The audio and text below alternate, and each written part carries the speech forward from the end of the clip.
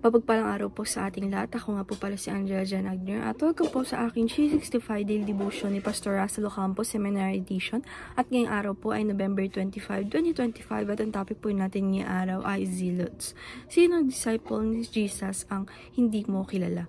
And yung scripture po natin ngayong araw is Luke chapter 6 verse 15. And yung sabi po dito sa ating concept na the Zealots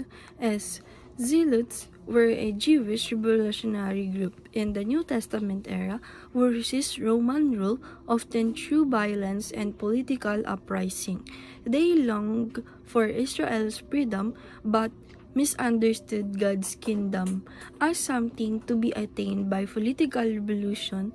One of Jesus' own disciples, Simon the Zealot, Luke chapter 6 verse 15, reminds us that Christ calls even the most passionate revolutionary into a new kind of kingdom, one built not on stone but on the cross. The Zealots show how human attempts to bring God's kingdom by earthly force distort His redemptive plan. God's kingdom advises not by human zeal or violence, but by the sovereign power of the Spirit through the gospel.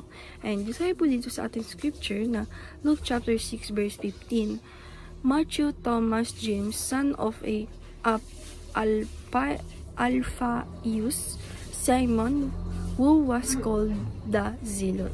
Si Mateo, si Thomas, si Santiago na anak ni Alfeo, si Simon na tinatawag na masigasig. And yung teachings po natin, first is Zealots are willing to die for politics and religion. Sabi po dito na yung Zealots daw po, ito daw po yung willing na mamatay para doon sa politics and sa religion. And teaching number 2, Zealots oppose foreign kings and pagan Rome. Sabi po dito na yung Zealots, ito daw talaga ay naka-oppose doon sa foreign king, pati na rin doon sa pagan Rome. Kung saan, merong yung politics na yun, sa New Testament is may Roman rule, na kung saan talagang naka-uprise yung political, pati na rin yung violence. And teaching number 3, Zealots are passionate for King Yahweh. Sabi po dito na yung Zealots ito talaga ay passionate para lang sa ating God or sa ating Panginoong Diyos na si King Yahweh, na kung saan yung Zealots is nag-show ng kung paano how human attempts to bring God's kingdom by earthly force distort His redemptive plan.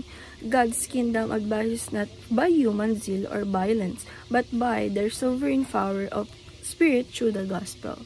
And application number 1, ask yourself, what is worth dying for? Sabi po dito, nabil po natin sa life natin, na tanungin natin yung sarili natin, i-ask natin siya kung ano para sa buhay natin, yung what is worth dying for. And application number 2, ask natin sa sarili natin, what evil do you oppose? And application number 3, ask yourself, what are you passionate about? And dahil lang po ngayong araw, maraming salamat. God bless.